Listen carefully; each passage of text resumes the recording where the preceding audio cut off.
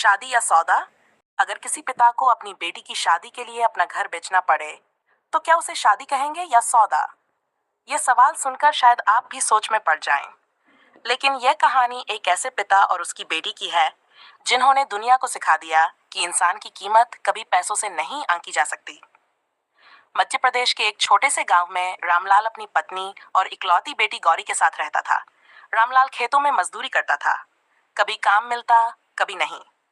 लेकिन उसने अपनी बेटी को हमेशा ईमानदारी, मेहनत और आत्मसम्मान का पाठ पढ़ाया।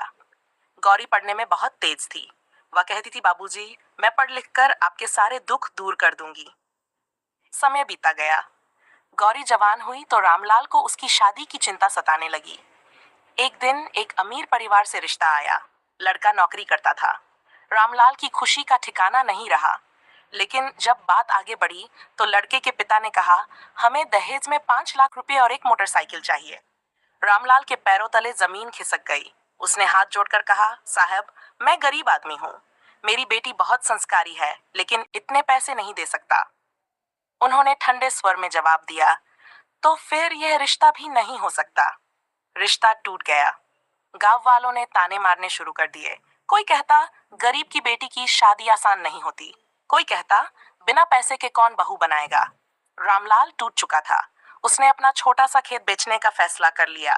यह बात जब गौरी को पता चली तो उसने पिता का हाथ पकड़ लिया और बोली, बाबूजी, अगर मेरी शादी के लिए आपको अपनी पूरी जिंदगी की कमाई बेचनी पड़े, तो ऐसी शादी मुझे नहीं चाहिए।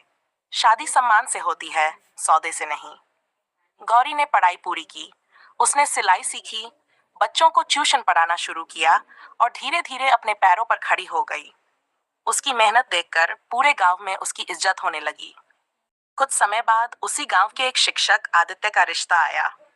उसने गौरी से कहा, मैं जीवन साथी ढूंढ रहा हूँ, दहेज नहीं। आपकी मेहनत और संस्कार ही मेरे लिए सबसे बड़ा सम्मान है। रामलाल डरते हुए बोला, बेटा, हमारे पास देने के लिए कुछ नहीं है। आदित्य मुस्कुराया और बोला, चाचा जी, अगर बेटी ही सबसे बड़ा धन है तो फिर और क्या चाहिए। साधारण तरीके से शादी हुई। पूरे गांव ने पहली बार बिना दहेज की शादी देखी।